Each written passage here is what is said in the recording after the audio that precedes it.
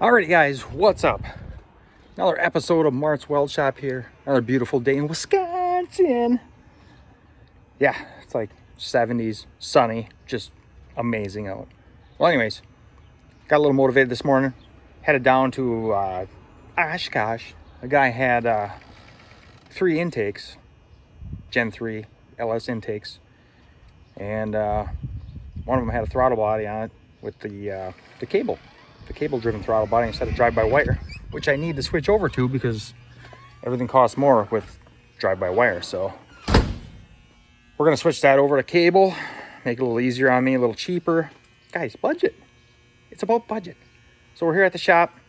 I was already here earlier this morning, helped my brother move boats, and my nephew got his boat out of here, so a little more room in the shop. And now I took home the engine picker thingy. So now I'm back, and I'm gonna pick up the LS1, and we're gonna go wash that thing before I bring it home, just so when I do start taking stuff apart, it's clean. I'm old. I'm done doing the cleaning by hand, that kind of malarkey. We picked up some of this here, whatever this is. 2 times the power, guys. That means it probably doesn't do anything. So we sprayed this down a few hours ago. Got her nice and moist. So hopefully that's going to help in the power washing division, sector, whatever we want to call it. So we're going to hit it again before we load it up here. And that's on stream. We don't want that. We want spray. Nice mist. Nice mist on it. Got all the sensors kind of plugged back in except for a couple on here, so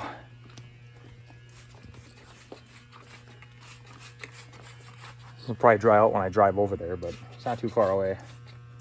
Let's get another a saucing done to it before we go.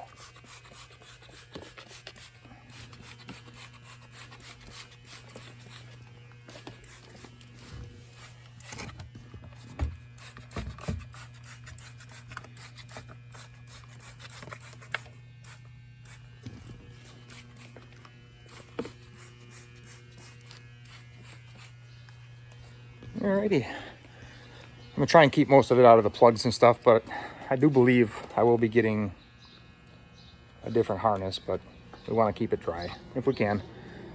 Probably gonna go with the Holley Terminator X Max or whatever.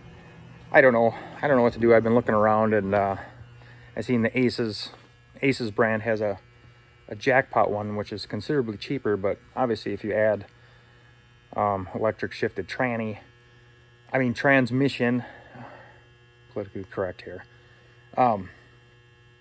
stuff like that, or drive-by-wire, it brings the price up. But they're about $900 without that garbage. But then if you add the electronic shifting, which I don't know where I'm going yet, I'd like an overdrive for the highway, but I got a Power Glide in my Chevelle, wherever that is over there, which has a trans brake and manual valve body and a deep pan and blah blah blah, all that garbage. And it really, it's a handful driving that around. I'm old. I want comfort these days, but we might throw that Power Glide in the S10 just to get it out of my Chevelle back there. And I want to put like the TKO 5-speed in there or something, just for better cruisability. You know what I'm saying?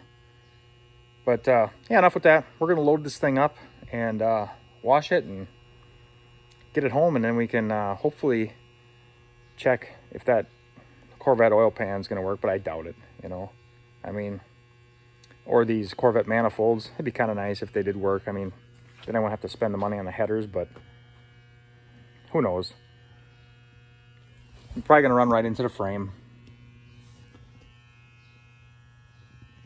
But you can see the oil pan right here, how it bat wings out, all low profile and whatnot. So I'm hoping that this stuff misses the back part of the A-arm. I know it won't, but today also, when I picked up those intakes, I got a truck pan just for shits and grins because it was $10. So I got the pan and the pickup. Couldn't go wrong. So He threw another throttle body in there too, but turns out when I was unloading it, it's drive-by-wire. So if anybody needs that, I don't want it. I'll have 2 of those. I got this one right on here. So, all right, we're gonna load this bad boy up and get moving.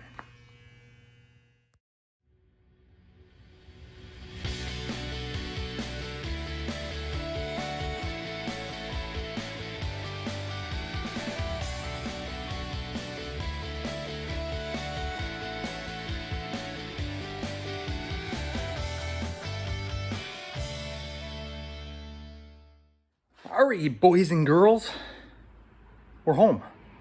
We went to the wash it yourself thing, and I got a little moist.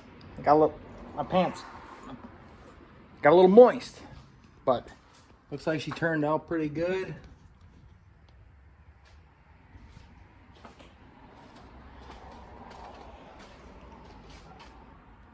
Got her pretty clean. Something to work with anyway.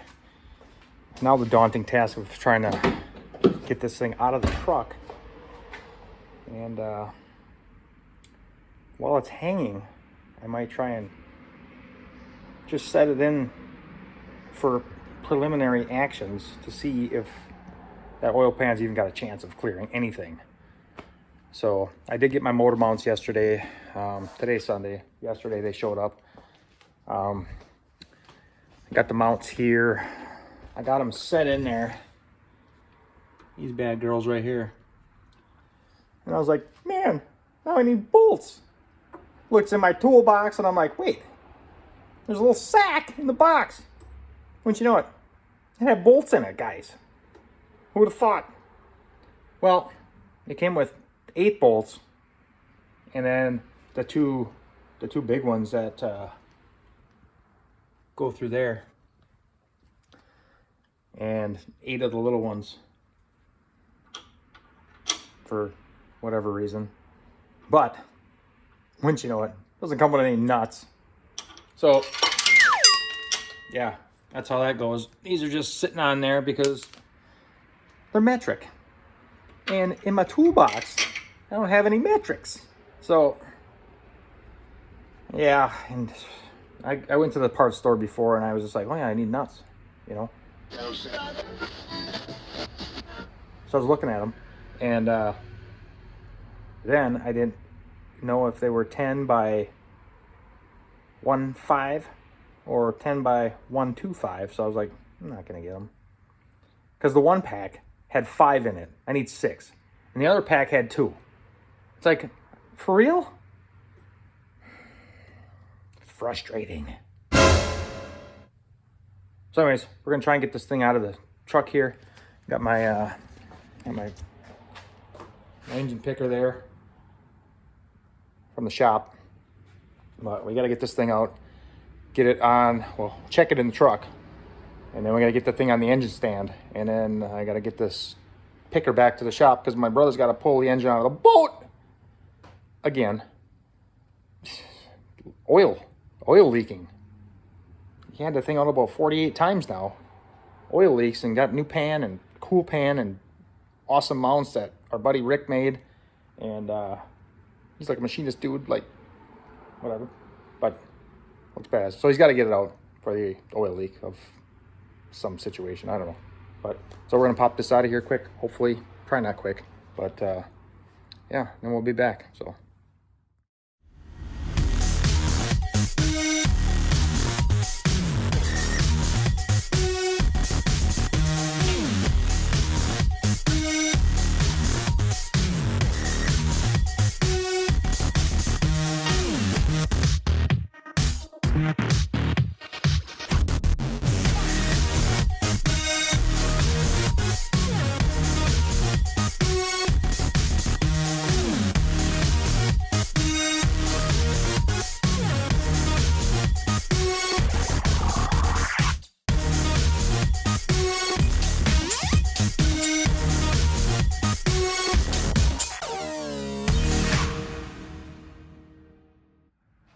Alrighty, boys and girls. Yeah, we tried to shoehorn that thing in there, but I'm gonna have to take more stuff off. I gotta take this wire harness off, and at least these stock manifolds.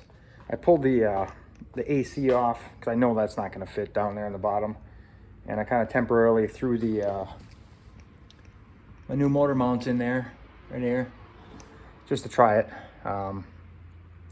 But yeah, this stuff, see this pan right here?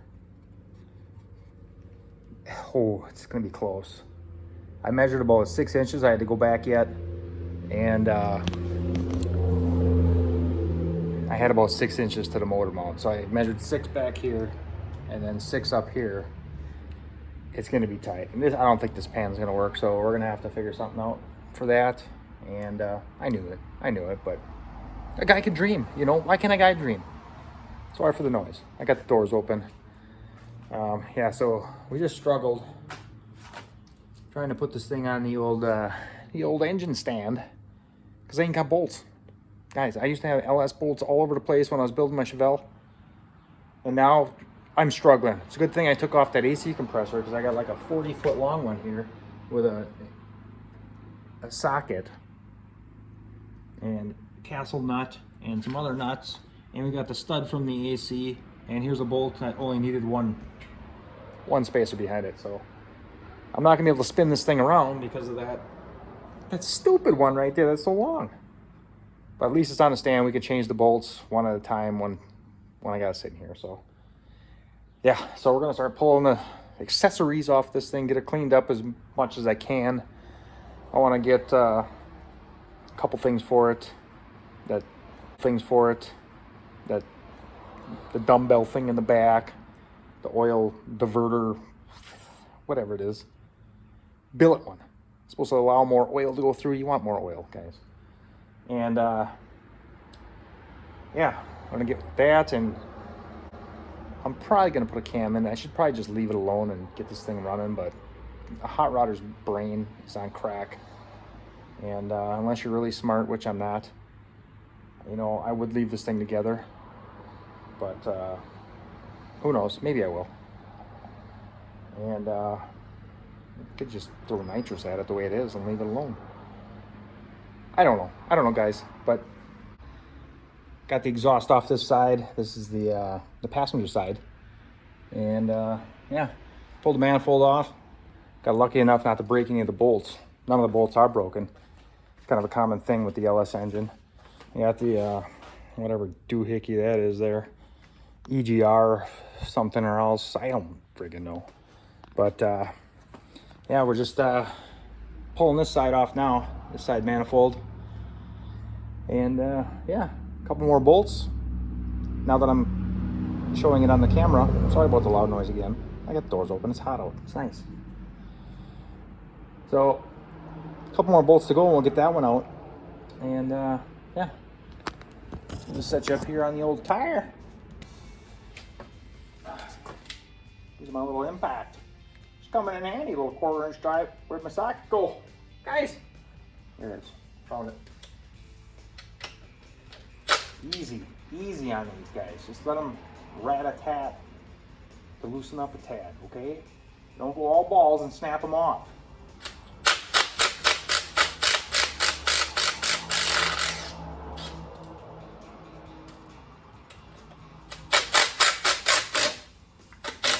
Ooh, unplug the wire first.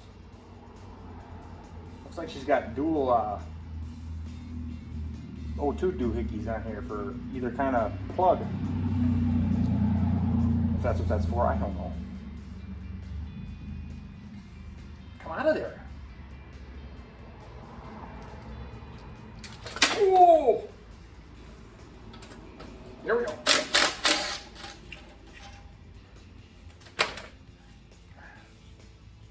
Yeah, there we go. One Corvette Alito manifold-ish. I wish they would work, you know. Probably be all right.